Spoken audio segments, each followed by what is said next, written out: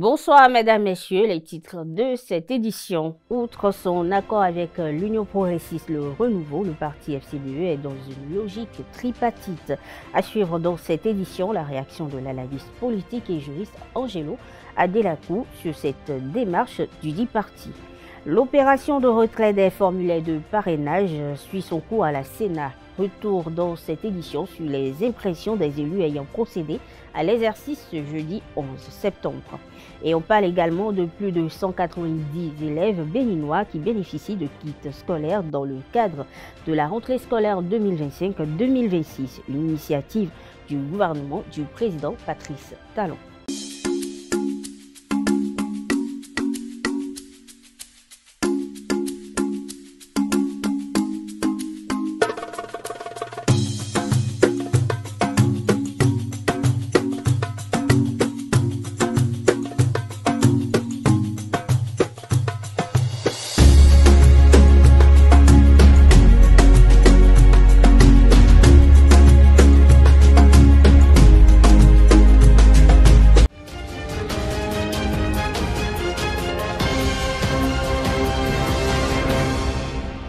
Bonsoir à nouveau. Force Cori pour Bénin émergent ne veut pas se contenter d'un accord avec l'UP Le Renouveau dans le cadre des élections générales de 2026.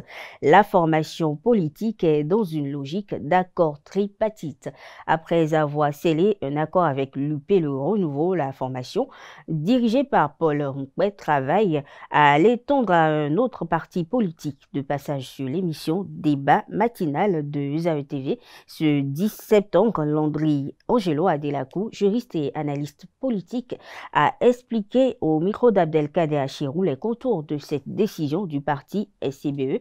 Dans le cadre juridique, il était face à Roch Judicaël Rouanou. On le suit. Je pense que pour l'instant, il me serait difficile de dire que nous sommes en présence d'un accord tripartite. Nous sommes toujours dans ce que peut considérer comme étant les conciliabules qui pourraient conduire à aboutir à ce que vous êtes en train d'envisager. Et toutefois, même si nous étions dans ce cas-là, il me semble que la législation en vigueur au Bénin ne limite pas la possibilité d'accord entre différents partis. Cela voudrait dire que l'on peut avoir 10 partis, si on en avait, qui pourraient se mettre ensemble et signer ce qu'ils auraient appelé accord de gouvernance ou coalition parlementaire, peu importe. Est-ce que selon vous, ce sont des alliances encore déguisées avec... Lorsque vous observez bien, vous avez parlé de 3 partis politiques. Il s'agit des FCBE, de l'Union progressiste Le Renouveau et en plus du Bloc républicain. Et le constat qui saute à l'œil là, c'est que nous sommes en présence de 2 grands partis de la majorité présidentielle et un parti qui se réclame de l'opposition. Et dès lors que nous sommes à cette phase de négociation et que vous n'avez pas cité l'autre parti qui se considère comme étant le parti du peuple, le plus grand parti de l'opposition, les démocrates. Et dans ce lot de négociations, cela d'abord pose un problème. Pose un problème de perception, de compréhension ou encore de lisibilité. Et l'FCBE se réclamant de l'opposition, l'idéal aurait été, ou bien le bon sens commanderait à ce que la démarche soit d'abord orientée vers un parti de l'opposition. Et vous me l'enseignerez, les L2 sont les partis ou sont le parti de l'opposition qui a aujourd'hui des parrains également. Il me semble que c'est 28 tout au moins. Donc ils ont aussi, et donc la démarche n'a pas été faite à cet endroit-là, mais les gens sont estimés qu'il fallait aller vers les partis de la majorité présidentielle. C'est un problème... Ça pose un gêne. Ouais, pour le un problème de cohérence. Oui, un problème de cohérence, mais pas un problème juridique. C'est pour cela qu'il dit qu'il faut faire attention. Ça ne pose pas un problème juridique. Ils sont en droit, ils sont libres d'avoir des accords entre eux, peu importe les orientations politiques, les obédiences. Mais lorsque vous êtes en sciences politiques et que nous voulons avoir une certaine crédibilité, parce qu'il faut le reconnaître, nous sommes aujourd'hui au Bénin dans ce que l'on considère en sciences politiques comme étant l'absence de discours légitimant. Et donc tout le monde a pris le temps de se clochardiser et donc personne n'a plus de respect pour l'acteur politique ou encore on considère que le personnel politique béninois est complètement à l'ouest. Et là, aujourd'hui, j'apprécie, je salue la démarche qui est le respect, la lettre tout au moins, des dispositions de la loi électorale, mais du point de vue de l'analyse profonde en termes de lisibilité, en termes d'orientation, en termes, je dirais même d'idéologie, s'il y en a au pays, et cela peut poser un problème. C'est là où je dis, en citant les partis. À quelques heures de la date butoir du retrait des formulaires de parrainage pour la présidentielle d'avril 2026 au Bénin, les élus continuent de défiler à la commission électorale nationale autonome Sénat. Ce jeudi 11 septembre, plusieurs maires et députés ont effectué le déplacement. Suivez leurs impressions avec Romaric Tsesougo Benou. C'est avec enthousiasme que je viens de retirer ma fiche de parrainage. Je tiens à féliciter la Sénat pour l'organisation mise en place pour l'obtention de ce papier. La Sénat, vous savez, elle abat tous les jours un travail formidable. On sent que c'est des professionnels qui sont à la Sénat. Donc c'est pour cela que j'ai d'abord tenu à les remercier. Je viens de retirer ce parrainage qui est un symbole des courageuses réformes de notre gouvernement. Réformes naturellement appuyées par l'Assemblée nationale. Ce parrainage nous permettra de parrainer naturellement notre candidat, mon candidat, le candidat de mon parti, le Bloc républicain, que vous connaissez bien. Je vais parler du ministre d'État Romuald Wadagni. Ce jour est un grand jour pour moi. Je viens de retirer, comme vous l'avez dit, mon formulaire de parrainage. C'est vraiment une joie d'accomplir ce geste. Et je suis très content parce que à travers ce geste, je vais devoir montrer à ma population, montrer à mon parti que le choix que nous avons fait est un choix qui est le choix idéal. Et donc je suis très satisfait, très content de le retirer pour les étapes suivantes. Puis la suite, nous allons nous adresser à notre parti conformément à la réglementation et au texte. Et avec notre parti, nous allons devoir poursuivre les autres formalités qui vont nous amener à porter notre parrainage au choix de notre candidat qui est le ministre d'État Romuald Wadagni. C'est un sentiment d'accomplissement parce que vous devez vous souvenir que quand on parle de candidature, il y avait une pléiade de candidatures. Donc aujourd'hui, il y a beaucoup plus de discipline et on va à l'essentiel. À cet effet, je suis membre de l'Union progressiste Le Renouveau et nous allons accompagner donc notre candidat, le ministre d'État Romuald Wadagni. La suite, c'est aller avec les autorités du parti et voir le processus, les différents processus qui vont suivre à cet effet. C'est pour la deuxième fois que nous venons ici pour retirer le formulaire et nous constatons qu'à chaque fois, il y a une certaine métamorphose, il y a une amélioration dans la façon de faire. Vous voyez, je n'ai pas mis du temps, comme l'année dernière. En un rien de temps, j'ai pu retirer le parrainage en faisant tout le circuit. Et ça va à l'actif de la Sénat et à l'actif aussi du gouvernement qui a mis les moyens pour que la Sénat puisse vraiment s'occuper réellement de nous. Félicitations et nous constatons que la métamorphose du pays ne se fait pas seulement au niveau des infrastructures, même au niveau des services. Aujourd'hui, nous constatons vraiment cette métamorphose et c'est à encourager et c'est à l'actif du président, le président Patrice Talon.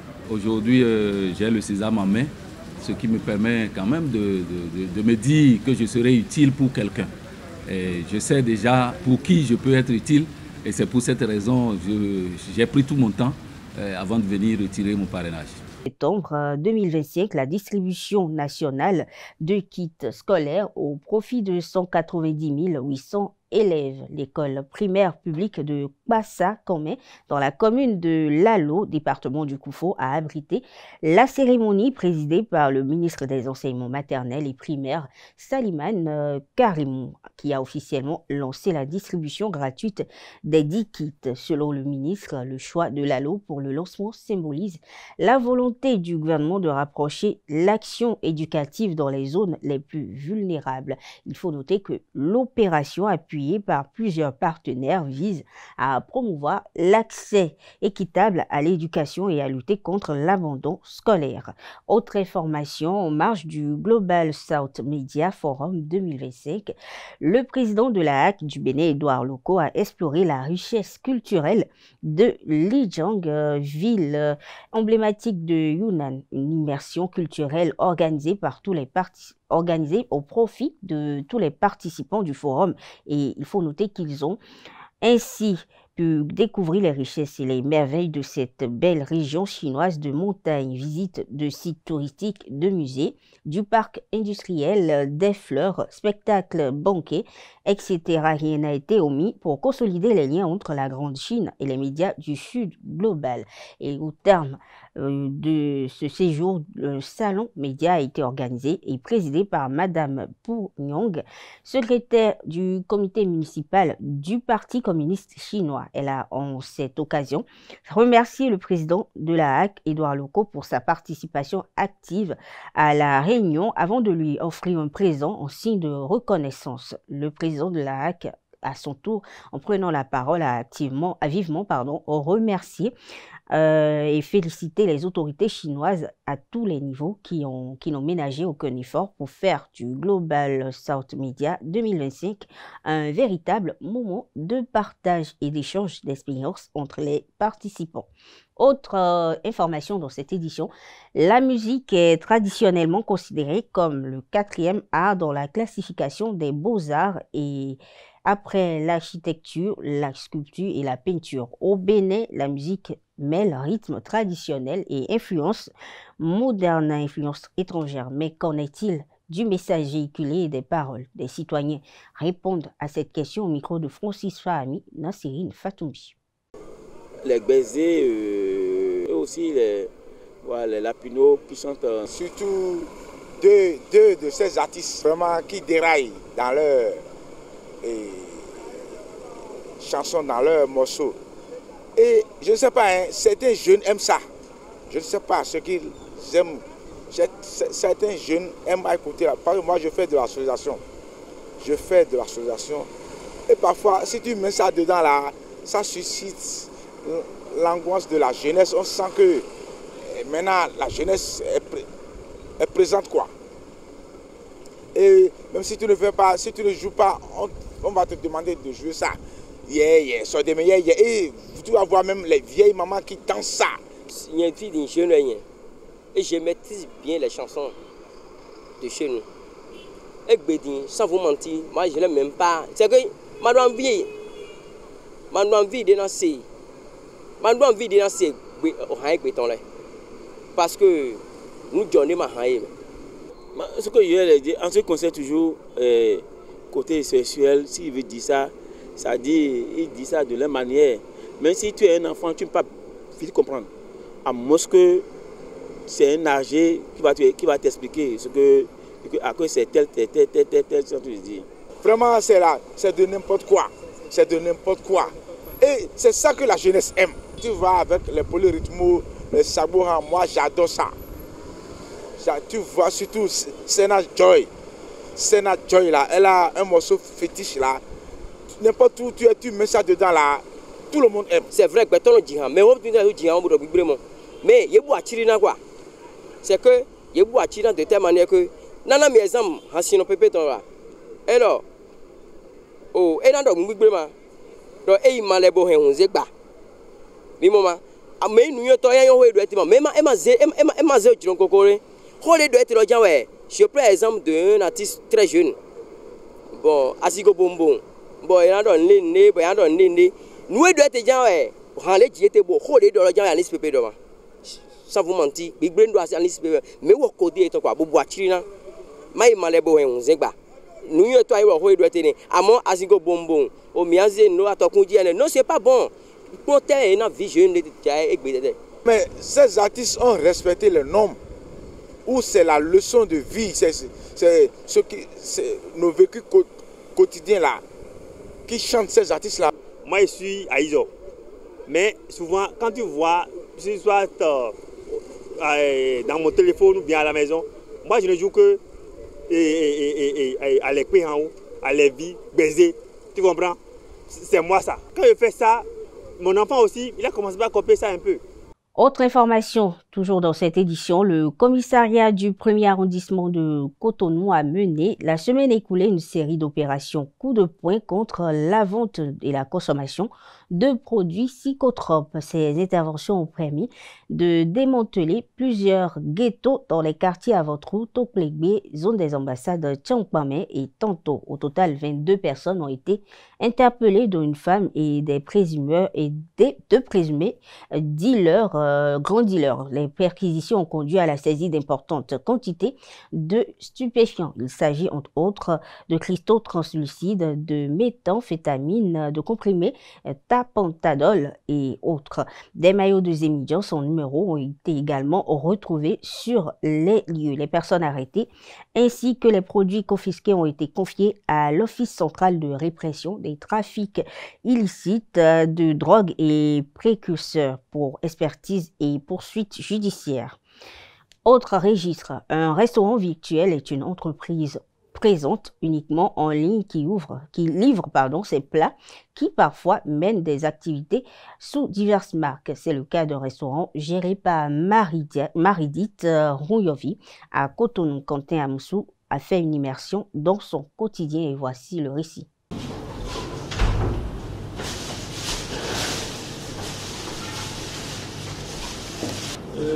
Un plateau pour combien de personnes? Maridit Rouyovi est une jeune entrepreneure, mère célibataire d'un enfant. Elle est diplômée d'une licence en commerce international. Responsable d'un restaurant en ligne, La Grande Cuisine, un métier qu'elle a embrassé depuis environ 10 ans déjà. Mon entreprise de base s'appelait FTG. On était spécialisé uniquement dans la livraison. Nous étions le premier restaurant livreur de Cotonou. Aujourd'hui, on a évolué, l'entreprise a grandi. Nous sommes devenus La Grande Cuisine.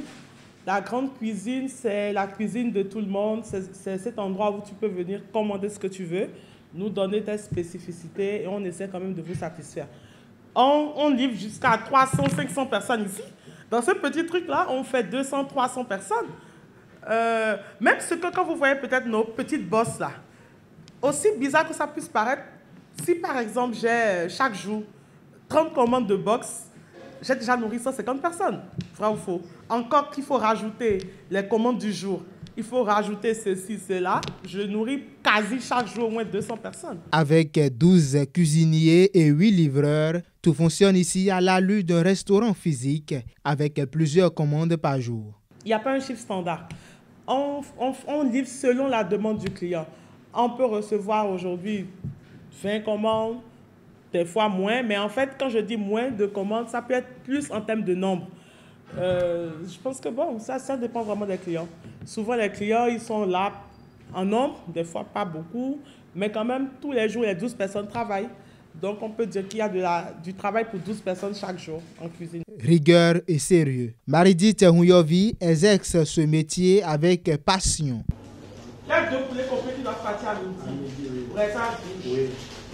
Maintenant, après ça, ça fait 3 poulets complets braisage rouge, 1 poulet complet braisage vert encore, et ça fait 4 poulets complets braisage rouge. Comme tout entrepreneur, elle a su surmonter les obstacles qui se sont dressés sur son chemin jusque-là. Je vais dire que j'ai une passion pour le bon goût des repas. Ce n'est pas la cuisine en elle-même, en fait. J'ai envie de partager une expérience, j'ai envie que les gens mangent bien. Je sais reconnaître un bon repas quand je le vois. Je sais quand même dire que ce repas est bon, il va faire l'unanimité. Donc ce n'est pas vraiment la passion pour la cuisine, c'est plutôt l'entrepreneuriat de la cuisine. J'essaie de partager mon expérience cuisine avec d'autres personnes.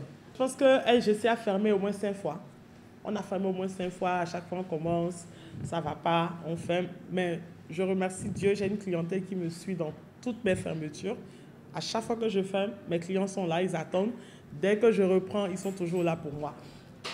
On a fermé plusieurs fois parce que je pense que l'entrepreneuriat, ce n'est pas facile. À Cotonou, il y a beaucoup de paramètres qu'il faut prendre en compte et tout. Mais bon, on essaie de s'en sortir quand même. Il y a eu plusieurs fois où je me suis dit, j'arrête. Mais on n'arrive pas à arrêter quand on a déjà tout donné. Quand tu as un projet, tu as tout donné. Et du jour au lendemain, tu vas arrêter, tu ne pourras pas. Tu vas forcément te dire non, je continue pour pouvoir en fait que ce projet te rende tout ce qu'il t'a pris. Et pour jouir des fruits de cette entreprise, il faut également faire face à la concurrence de manière stratégique. On a des concurrents partout. Chaque rue a au moins un vendeur de nourriture, selon les standards de chaque client. On a des concurrents partout. Et pire, je pense que nos clients sont nos premiers concurrents parce que nos clients aussi savent faire à manger. Nous, on ne fait que les aider. Donc, on a des clients partout. C'est un secteur qui a beaucoup de concurrence, vraiment beaucoup. Bon, qu'est-ce qui va faire que quelqu'un va venir à LGC? Déjà, son bon vouloir. Ensuite, je pense qu'on est vraiment à l'écoute du client. C'est vrai que ce n'est pas tout le temps facile. Il y a peut-être des couacs, tout ça. Mais il y a toujours cette envie de satisfaire nécessairement le client. Il y a toujours cette envie de se dire, de se mettre à la place du client, de se dire « Ah, si c'était moi, je n'aurais pas voulu qu'on me fasse un produit comme ça. Si c'était moi, je n'aurais pas voulu ceci, j'aurais voulu que ce soit comme ça. » Donc, il y a forcément cette envie de satisfaire le client, peu importe, qui prime sur tout. Il y a des fois où moi-même, je vais en livraison parce que je me dis « Ah, si je ne fais pas vite, le client ne va pas vite recevoir son plat. » Donc, c'est cette envie de satisfaire le client que je pense que je transmets à mes clients et qui fait qu'ils sont toujours là parce qu'ils savent que je n'aurai jamais volontairement envie de ne pas les livrer. Tant que je peux, tant que j'ai les moyens pour, tant que mon personnel me suit, je vais toujours satisfaire mes clients. Je pense que c'est ça qui fait la différence. On se bat pour nos clients à LGC. Qu'il pleuve, qu'il neige, si LGC peut livrer, LGC livre toujours. Maridit Mouyovi livre des conseils à la jeune génération et profite de l'occasion pour remercier tous ceux qui le soutiennent. L'entrepreneuriat, c'est avoir confiance en soi, avoir confiance en son projet, y croire, tout sacrifier pour son projet. Parce que je pense que si moi, on m'avait dit qu'aujourd'hui, j'aurais une entreprise stable, du moins quasi stable, j'aurais dit non. Je me suis découragée un jour, j'ai voulu tout vendre, tout. Et puis après encore, je me suis dit non, je ne vais pas laisser tomber. En fait, entreprendre au Bénin pour une femme, il ne faut pas laisser tomber. Et surtout, il faut avoir des principes, être très carré. Ça va être compliqué, mais vous devez déjà savoir de base où vous voulez aller. Vous devez savoir de base ce que vous ne voulez pas faire. Et moi, je pense que c'est très clair dans ma tête. Je n'accepterai jamais certaines dérives juste pour des contrats ou des trucs comme ça. Non. Et ça, je pense que c'est ce qui nous tue après. Quand on ne sait pas où on va, quand on ne sait pas les moyens qu'on veut employer pour y aller, il faut qu'on sache déjà, non, c'est comme ça, ça doit être. Si ce n'est pas ça, ben c'est que ce n'est pas pour nous. Merci, parce que si je suis là aujourd'hui, c'est grâce à mes amis sur Facebook, virtuel, réel, parce qu'ils me recommandent. Ainsi se résume le chemin parcouru par Maridit Mouyovi à la tête de son entreprise, premier restaurant en ligne au Bénin. La calligraphie est un art visuel qui consiste à former des lettres sur un support donné. Dans plusieurs contrées et pays, cet art est pratiqué avec plusieurs outils et techniques. Dans l'élément à suivre, Francis Fahimi nous fait découvrir l'univers de deux calligraphes béninois installés dans la ville de Cotonou. Suivons plutôt. La calligraphie est définie comme l'art de bien former les caractères d'écriture. Il s'agit également d'un art qui sert à renseigner et à informer. Dans plusieurs cas, on fait appel au service des calligraphes pour plusieurs prestations. Indiquer la position de sa boutique. Aussi montrer les produits qu'il offre, que le client offre à la population. Vente de crédit, et factures, SBE, photocopie. La calligraphie est un procédé bien simple. Ici à Segbeya, les calligraphes la qualifient comme très simple et relevant du génie du calligraphe. Je prends mon pinceau, je mets dans l'encre ou bien je mets dans la peinture et je pose. J'ai déjà fait des traits et j'écris. voyez, donc j'écris tout ce que je veux. Donc ainsi de suite. Vous voyez. Donc suivant ces traits-là. Une fois fini, j'efface les traits. Je mets au soleil, ça se sèche, c'est fini et je livre. Mais la maîtrise de ce tas a un coût. C'est avec 100 000, je vais te former. Sans frais de libération de diplôme. Frais de formation, 100 000. Ne deviens pas calligraphe qui veut. Il faut en amont remplir quelques conditions. D'abord, tu dois avoir un niveau. Chez moi maintenant là, moi je fais juste en premier. Si bien que si tu fais jusqu'au CM2, 6e, 5e, tu viens ici là. Avec le peu de niveau que moi j'ai là, je peux te former. Chez d'autres collègues là, si il y a certains collègues là, eux ils n'ont pas de niveau, ils ont juste le niveau de 5e, 6e là. Eux ils ne peuvent pas former celui qui a le niveau 6e et venir chez eux. Mais dans ce domaine, la durée de la formation varie selon le niveau intellectuel de l'apprenti calligraphe et aussi du formateur. Si tu veux te faire former, bon, si tu as de niveau, en 2 ans, je peux te former. Mais si tu n'as pas de niveau et tu es allé jusqu'en 6e, 5e, je peux te former en 3 ans, 3 ans et demi. Chez moi, il y a d'autres personnes qui forment jusqu'aux 5 ans. Au Bénin, les acteurs du domaine de la calligraphie sont confrontés à un nouveau défi. Il s'agit du manque de main-d'œuvre et d'aspirants au métier de calligraphe. Actualité hors de nos frontières à présent, le Ghana a accepté sur demande de Washington d'accueillir des ressortissants d'origine d'Afrique de l'Ouest expulsés des États-Unis, a annoncé le 10 septembre 2025 le président ghanéen John Dramani Mahama lors d'une session de questions-réponses organisée avec la presse. Un accord avec les États-Unis, donc, dans lequel le Ghana a posé certaines conditions. Nous avons conclu avec eux que seuls les ressortissants d'Afrique de l'Ouest seront acceptés, étant donné que tous nos camarades ouest-africains n'ont pas besoin de visa pour venir dans notre pays, même s'ils décidaient de venir de leur propre chef à Accra. Depuis les États-Unis, ils n'auraient pas besoin de visa de toute façon, a-t-il déclaré. Autre information, après une semaine de négociations, les 316 travailleurs sud-coréens arrêtés par la police de l'immigration américaine sur le chantier d'une usine LG Hyundai aux États-Unis rentrent aujourd'hui chez eux. Les diplomates coréens ont négocié leur libération avec le gouvernement américain. Tous à l'exception d'un seul qui a préféré rester aux États-Unis après sa libération. Derrière cette crise, le refus américain de délivrer des visas de travail aux employés sud-coréens, alors même que Washington avait demandé aux entreprises sud-coréennes de s'installer en Amérique. Dans une conférence de presse ce matin, le président sud-coréen Lee Jae-myung a annoncé des discussions avec les États-Unis pour régler ce problème. Le Lee Jae-myung a déclaré à l'occasion que cette affaire pourrait avoir un impact significatif sur les décisions d'investissement futures, en particulier lors de l'évaluation de la faisabilité d'opérations directes aux États-Unis. Sport dans cette édition, le Bénin s'est imposé mardi dernier 4-0 face au Lesotho pour le compte de la 8e journée des éliminatoires de la Coupe du Monde édition 2026. Après cette étape, le Bénin totalise 14 points et occupe la 2e place du groupe C. Suivez cet élément qui retrace le parcours des Guépards jusqu'à cette 8e journée. Signé Anaël Dou.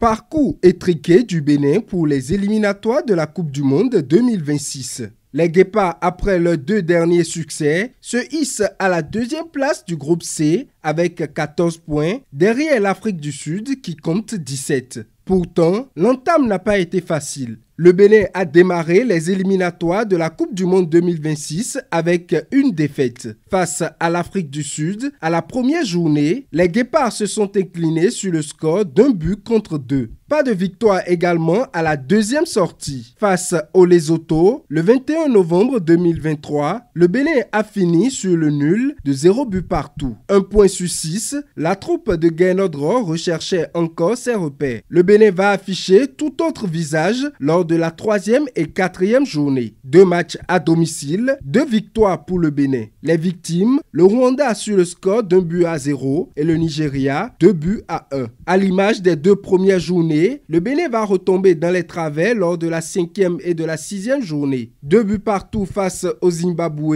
et une défaite face à l'Afrique du Sud. Avec un total de 8 points décrochés sur 18, le Bénin devait réaffirmer ses intentions pour tenter d'avoir une chance dans ces éliminatoires. Et là, les Guépards n'ont pas manqué le rendez-vous. À la 7e journée, la tête de Steve Mounier délivre le public béninois qui s'offre 3 précieux points. Le Bénin fera le plus lourd face au Lesotho lors de la 8e journée. 4-0 pour les Guépards. Un régal pour Gaynor qui voit son effectif monter à la 2e place du groupe C avec désormais 14 points, 3 points de moins que la première place qui est occupée par l'Afrique du Sud. Plus que jamais proche de l'exploit, le 11 national n'a plus droit à l'erreur s'il veut participer au rendez-vous mondial. 2 matchs restent encore à jouer. 2 déplacements face au Rwanda et au Nigeria. Des matchs difficiles quand on sait que les seules victoires du Bénin ont été obtenues à domicile. Mais au vu des prestations récentes, l'espoir reste permis et le peuple béninois y croit désormais.